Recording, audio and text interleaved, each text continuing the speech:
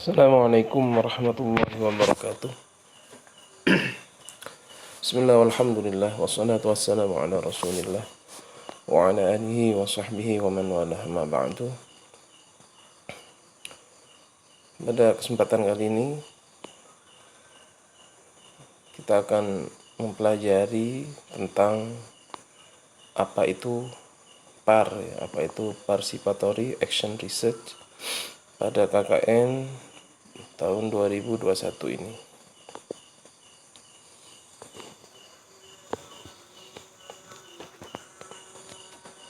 Mengapa kita perlu terhadap PAR ini, pada Participatory Action Research ini? Jadi PAR itu sendiri adalah bagaimana kita melakukan riset dengan bersifat partisipatif. Artinya kita terlibat di dalam aksi yang kita lakukan di masyarakat itu. Itu adalah PAR. Jadi bukan kita hanya melihat atau melihat dari jauh, tetapi kita terlibatnya, ada partisipasi di situ. Makanya disebut participatory action research, riset yang ada partisipasi dan aksinya. Mengapa kita perlu PAR? Pertama, semakin meningkatnya situasi ketidakadilan global sebagai akibat dari dominasi ideologi yang menindas, eksploitatif dan konsumeristik. Jadi PAR ini kalau dilihat secara global, memang dunia dimanapun ya, bukan hanya di Indonesia ini ada ketimpangan. Jadi ada negara yang maju, ada negara berkembang, dan ada negara-negara miskin. Kenapa ada pembagian seperti ini? Karena memang ada negara yang sudah maju secara ekonomi, maju secara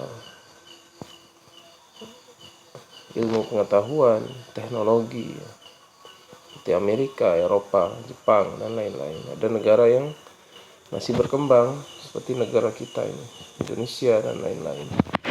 Ada juga negara-negara yang kategorinya negara miskin akibat dari tidak adanya sumber daya manusia, tidak ada sumber daya alam, dan juga biasanya akibat dari perang dan lain-lain. Kenapa ada situasi ketidakadilan? Di sini disebutkan adanya dominasi. Kita lihat memang negara-negara maju, negara-negara adidaya semacam Amerika sekarang itu mereka berusaha mendominasi, ya. Bahkan seakan-akan mereka itu adalah polisi dunia, ya. Bisa masuk ke urusan domestik suatu negara. Atau juga secara ekonomi sekarang kita itu sebenarnya tidak berdikari. Kita banyak mendatangkan produk dari luar Indonesia, dari Cina, dan juga produk-produk dari perusahaan-perusahaan asing seperti Unilever dan lain-lain. Semisal kita produk-produk yang kita pakai sehari-hari dari untuk mencuci baju, ibu-ibu itu untuk dipakai mandi, sabun, dan juga sampo dan lain-lain. Itu kebanyakan adalah produk multinasional, produk yang dipasarkan di berbagai macam negara yang dinaungi oleh Unilever dan lain-lain. Itu produk yang keuntungannya tentunya kembali ke Unilever. Bayangkan misalkan kita habis sampo atau habis mencuci baju, deterjen tiap hari berapa? Satu desa saja itu kalau satu keluarga satu hari itu nyuci dan habis 2000, kita katakan habis 2000, itu kalikan ada berapa kakak ada satu desa, itu satu hari berapa jumlahnya. Kalau 2000 terus kemudian ada 1000 kakak, itu sudah berapa? Itu satu harinya. Kemudian kita kalikan, kalau satu bulan berapa, kalau satu tahun berapa, untuk hanya biaya mencuci. Itu belum lagi misalkan biaya sabun, biaya sikat gigi, sampo, dan lain-lain. Rokok misalkan. Atau juga ada ideologi yang menindas ya, kapitalisme ya. Jadi orang yang berkuasa itu adalah orang yang pemilik modal, eksploitatif ya. Jadi kebanyakan negara-negara kita ini hanya menjadi buruh ya. Kalau Anda tahu, sepatu-sepatu merek mahal itu seperti Nike, apalah yang bagus-bagus itu kan yang membuat tentunya pabrik tidak bisa membuat itu tanpa adanya tenaga manusia, artinya ada buruh, tidak hanya mesin yang membuat itu harganya sepatu-sepatu yang bermerek itu bisa 1 juta, 1,5 juta, dan lain. Itu yang masuk ke penghasilannya buruh itu cuma berapa kan? Orang buruh di Indonesia hanya digaji seperti itu, 1 juta berapa? Padahal yang diciptakan produk yang harganya berjuta-juta. Eksploitatif ya, kita dieksploitasi ya. Alam kita dieksploitasi, sumber daya manusia kita dieksploitasi. Tapi tentunya eksploitasi yang negatif dan konsumeristik ya. Kita cenderung menjadi pihak yang mengkonsumsi dari barang dari tempat lain. Kita tidak memproduksi itu sendiri. Jadi uang itu selalu pergi, tidak muter di desa itu ya. Artinya ketika pakai sampo, kita nanti yang kaya ya Unilever yang pusatnya mungkin sekarang ada di London, ada di Inggris sana. Nah ini makanya kita perlu PAR ini ya. Sebenarnya PAR ini memang sebuah metodologi yang bersifat kritis ya, karena di sini kita mencoba menggali permasalahan itu dengan sangat dalam, apa yang terjadi sebenarnya di desa itu. Kemudian yang kedua, semakin jauhnya ilmu-ilmu sosial keagamaan turut menyelesaikan krisis kemanusiaan global, ketidakadilan, diskriminasi, dan imperialisme. Ya, memang ada sudah orang-orang yang sadar akan hal ini, tapi belum mampu ya menyelesaikan krisis kemanusiaan secara global. Artinya ketidakadilan itu di mana-mana, diskriminasi di mana-mana, imperialisme itu di mana-mana. Artinya perlu adanya sebuah metode untuk membuat seseorang itu berdikari, mampu menyelesaikan masalahnya sendiri. Sebenarnya itu PAR itu di situ intinya.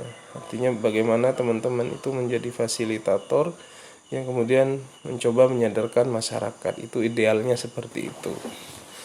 Namun karena kalian hanya diberikan waktu 40 hari, kemudian keadaannya juga masih dalam pandemi seperti ini, ya paling tidak teman-teman bisa melakukan riset ya dan aktif untuk berdiskusi, walaupun tidak boleh sekali lagi ya untuk mengumpulkan masyarakat. Jadi teman-teman door to door saja, hanya mengunjungi pihak-pihak stakeholder ya, misalkan orang-orang yang benar-benar mengerti kondisi desa, misal pihak desa dan perangkatnya, kepala dusun, kepala RT, dan lain-lain. Nah, jadi memang kita harus turun ya dari langit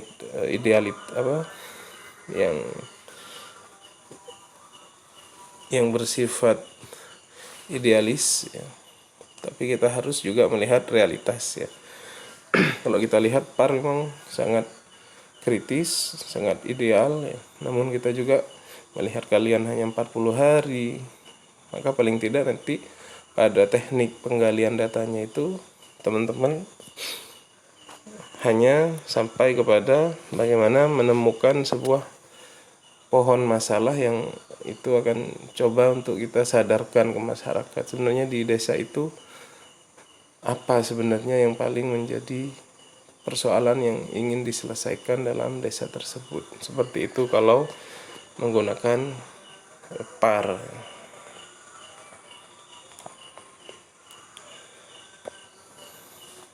Kemudian di sini ada ilustrasi ya. tentang masalah lapar ya. Lapar itu, kenapa orang menjadi lapar? Tentu masalahnya disebutkan di sana adalah karena tidak makan. Tidak makan, akhirnya orang lapar. Tidak makannya tentunya lama ya. Nah, tidak makan ini faktornya bisa bermacam-macam. Bisa saja dia diet, ya, orang diet sengaja tidak makan karena diet, ingin menurunkan berat badan misalkan. Yang kedua misalkan dia berpuasa. Nah, ini bagus ya. Diet puasa bagus. Tidak makan bisa juga kenapa? Terlambat makan ya. Ada yang mau dimakan tapi dia terlambat, ada punya pekerjaan, dia sibuk atau apa, akhirnya dia lapar, terlambat makan, ada di perjalanan atau apa. Kemudian tidak makan juga bisa disebabkan oleh tidak ada yang dimakan. Kalau sudah nggak ada yang dimakan, apa yang mau dimakan? Akhirnya lapar. Nah, di sini yang tidak ada yang bisa dimakan ini hanya ada dua penyebabnya. Kalau kita berpikir positivistik, artinya melihat sesuatu itu yang hanya seakan-akan yang tampak ya. Kenapa mereka tidak ada yang dimakan? Karena mereka malas kerja misalkan. Atau pendidikannya rendah. Ya, orang miskin selalu disalahkan. Ya, salah sendiri ya. Kenapa kok malas? Kenapa kok tidak berpendidikan? Ya memang sudah nasibnya begitu ya. Ada yang menyalahkan nasib alam misalkan ya, karena memang mereka hidup di daerah yang tidak subur. Ini yang biasanya kalau blame the victim ya. Ini istilahnya blame the victim, menyalahkan pihak yang kelaparan tadi, menyalahkan orangnya. Nah, cuman kalau kita berpikir kritis sebenarnya tidak ada yang dimakan itu apa? Karena ada yang rakus makan lebih banyak. Maka ada pihak lain yang tidak kebahagiaan. Atau kalau dalam Islam itu pernah disebutkan ya, kalau ada di negara yang mayoritas muslim itu ada orang yang sampai miskin, sampai dia tidak makan, maka yakinlah begitu ya. Dalam makalah itu yakinlah bahwasanya ada orang kaya yang mengambil harta orang miskin tadi. Karena memang dalam Islam sebenarnya sudah ada mekanismenya ya, ada zakat, sedekah dan lain-lain. Bagaimana orang itu memperhatikan kondisi lingkungan di sekitarnya, jangan sampai dia makan tetapi orang lain tidak makan. Tapi yang kalau lebih kritis lagi sebenarnya memang kadang-kadang ada sistem yang membuat orang itu memang dia mau tidak mau akan berada di kondisi itu, berada di kemiskinan, tidak bisa maju, susah mendapatkan pendidikan karena memang mereka kaum sosial yang terpinggirkan. Bukan mereka tidak mau pintar, bukan mereka malas ya, karena memang mereka secara sosial mereka memang terbentuk seperti itu. Nah, maka perlu ada usaha-usaha yang dilakukan dari kalangan mereka sendiri agar mereka itu bisa menyelesaikan masalah tersebut ya.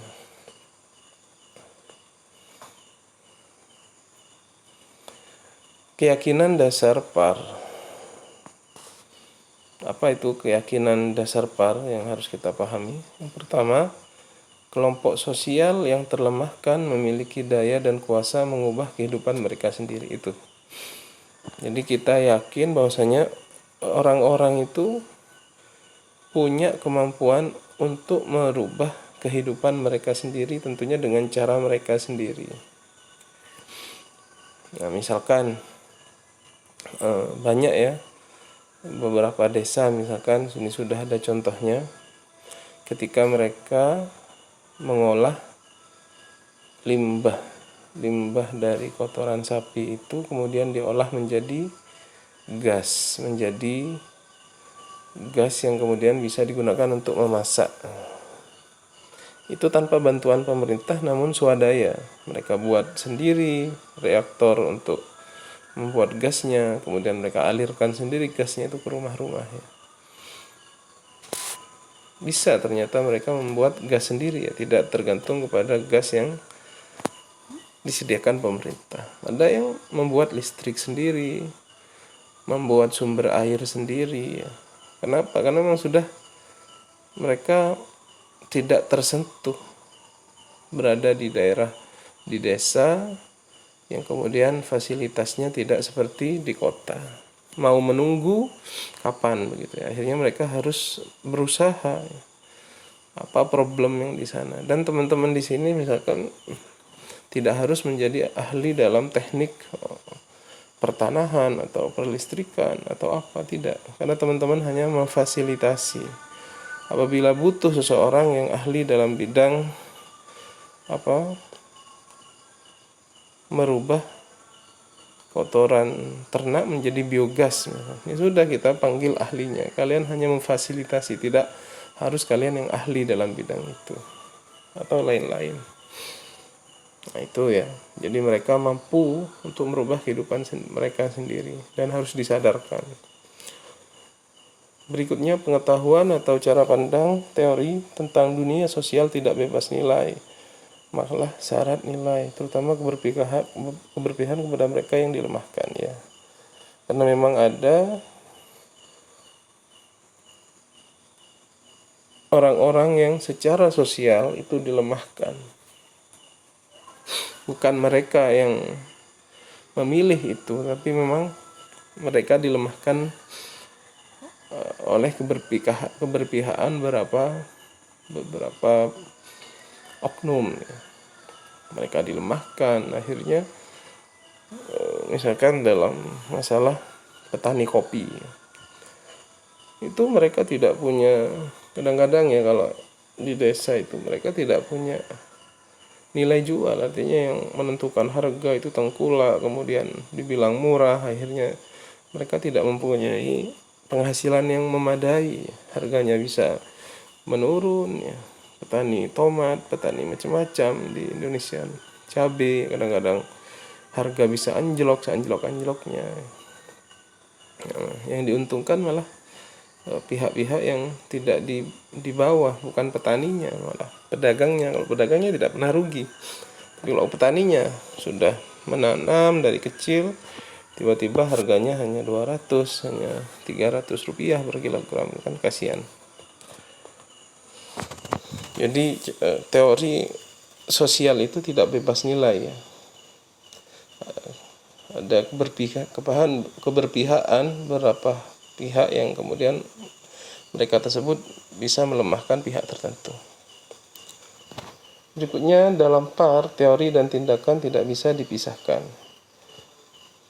Ilmu pengetahuan harus memiliki relevansi praktis bagi kehidupan manusia. Jadi dalam PAR itu bukan hanya teori ya, tapi ada action, ada tindakan di situ. Jadi kalian harus benar-benar terjun di masyarakat, kemudian benar-benar meneliti begitu ya. Ini idealnya. Tentunya kembali lagi kalian sesuaikan juga dengan durasi waktu yang kalian miliki, dan juga disesuaikan dengan keadaan yang masih pandemi ini.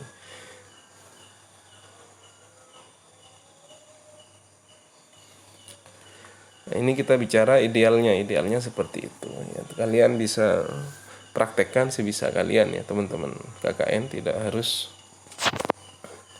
terbebani, paling tidak kalian mengerti apa keyakinan dasar PAR itu. Kemudian pemikiran dan kritik harus direfleksikan dalam praktik kehidupan sosial ya. Jadi kalau kita punya kritik, kita punya pemikiran, harus terus direfleksikan ya. Diungkapkan, terus dicoba dicari solusinya dan seterusnya. Nah ini ya, participatory action research itu bagaimana? Rencanakan bersama. Jadi di sini perlu kebersamaan tentunya. Saya ulang sekali lagi, karena dalam kondisi seperti ini kalian tidak bisa mengumpulkan orang-orang ya. Jadi door to door saja, tapi masih dalam ruang lingkup bersama. Artinya kalian hanya menjadi fasilitator, bukan orang yang mempunyai gagasan, bukan orang yang berusaha merubah kondisi desa, tidak, tapi bagaimana masyarakat desa itu disadarkan dengan masalah mereka sendiri, kemudian mencoba untuk mengatasi masalah itu dengan cara mereka sendiri, seperti itu. Itu idealnya. Tentunya ini bisa turun bagaimana realitas yang kalian temukan nanti di masyarakat. Kemudian identifikasi masalah bersama. Dicari apa masalah yang paling utama yang ada di desa tersebut. Membahas secara bersama, dibahas bersama-sama. Kemudian melakukan penelitian lapangan secara bersama. Nah, ini penelitian pun secara bersama, bukan hanya teman-teman mahasiswa KKN atau fasilitator, tapi dilakukan bersama. Karena kalau dilakukan bersama, tentunya mereka yang punya masalah, tentunya mereka sendiri nantinya yang diharapkan mempunyai solusi dari permasalahan itu. Direfleksikan bersama juga. Oh, ternyata begini ya, ternyata opininya begini. Itu juga dilakukan bersama. Rencanakan aksi baru secara bersama. Kalau ada aksi, itu juga harus dilakukan secara bersama-sama. Jadi bukan hanya dari pihak teman-teman KKN, tapi itu sudah melalui diskusi dengan warga. Ingat, kebersamaan atau terlibat dari semua poin itu kan semuanya ada kata bersama, maka itu disebut partisipatif. Ada partisipasi, semuanya, baik kalian berpartisipasi maupun masyarakat itu juga berpartisipasi dalam hal ini, adanya kebersamaan atau keterlibatan masyarakat, yaitu par. Nah, ini sebuah riset sederhana bagaimana ya, kita baca alurnya. Berhenti sejenak dan merefleksikan kegiatan atau akal sekarang, menyusun pertanyaan, rencana untuk mencari jawaban, melakukan pencarian jawaban melalui pengecekan dan menantang gagasan jawab tersebut. Kemudian direfleksi atau dianalisa, kemudian memikirkan aksi baru, seperti itu ya. Jadi menyusun pertanyaan, kemudian merefleksikan, dan itu daurnya seperti itu. Untuk mencari titik permasalahan itu, karena memang harus ada refleksi ya, atau harus ada analisa.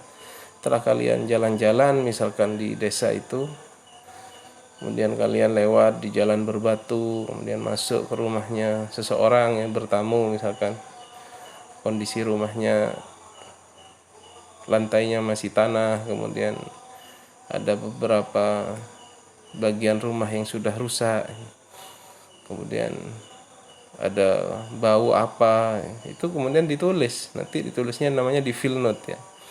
Akan saya jelaskan di teknik-teknik penggalian datanya nanti. Ada namanya field note. Field note itu kalian menulis hasil kalian meneliti di lapangan. Itu nanti ada caranya, namanya field note ya.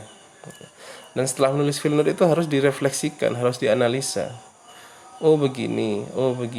Kemudian ada pertanyaan lanjutan. Kalau di field note seperti itu. Oh kalau begitu, maka saya ingin tahu masalah ini. Oh kenapa bapak itu kok bisa terlilit hutang misalkan. Kenapa bapak itu kok tanahnya sampai terjual. Itu ditanyakan lagi. Besoknya dibuat lagi field note. Kemudian ada pertanyaan lanjutan. Ada refleksi atau analisa. Kemudian ada pertanyaan lanjutan. Begitu seterusnya.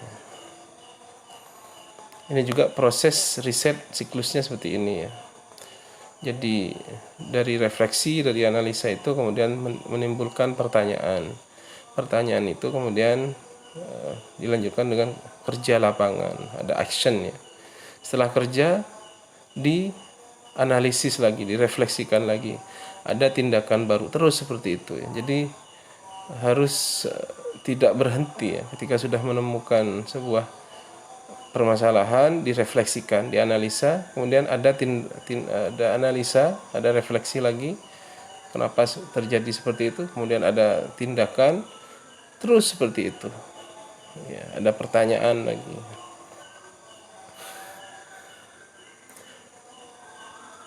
Tak ada pengajaran tanpa riset dan riset tanpa pengajaran. Jadi harus selaras, baik itu riset, kalian mencoba mencari sesuatu.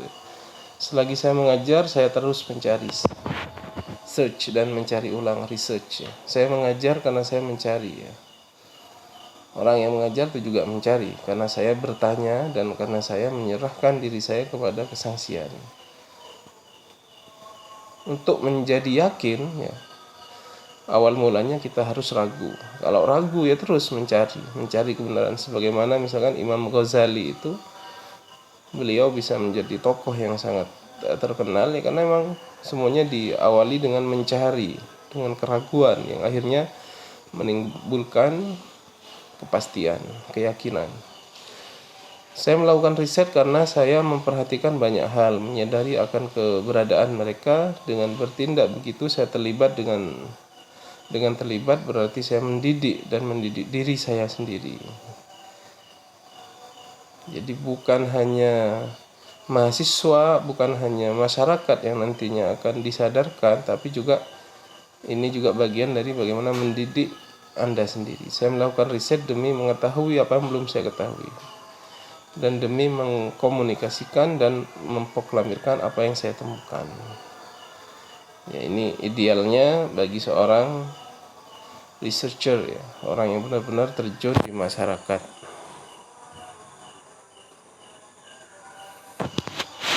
Baik, itu adalah ya. Secara dasar saja tentunya hal ini yang saya jelaskan adalah berada dalam tataran idealisnya. Tentunya kalian sesuaikan sesuai dengan realitas yang ada di masyarakat, karena memang sekarang kalian waktunya hanya diberikan waktu sedikit mungkin. Tentunya paling tidak ada sedikit yang bisa terlaksana. Kemudian juga kondisi pandemi, ya, karena tidak bisa mengumpulkan orang. Baik, saya kira demikian. Mudah-mudahan bermanfaat. Wassalamualaikum warahmatullahi wabarakatuh.